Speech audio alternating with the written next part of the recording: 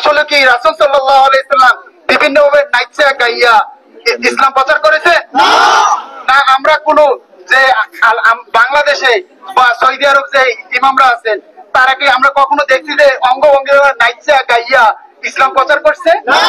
হ্যাঁ, না বলছে যে বসেন বসেন বৈশা যান, না দেলে দেয় এরকম কোন বলছে? বলছে।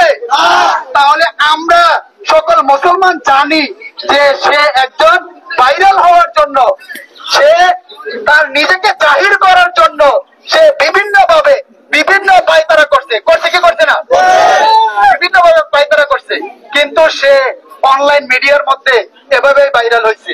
একজন ভাইরাল বক্তাকে একটা মাজার উদ্বোধন করবে এমন ভাইরাল বক্তা আমরা না চান? আপনারা এলাকাবাসী চান? কেউ যদি কেউ চান তাহলে বলেন যে আমরা চাই। তাই আমরা বলতে চাই এরকম বক্তা আমরা আমপাল গ্রামে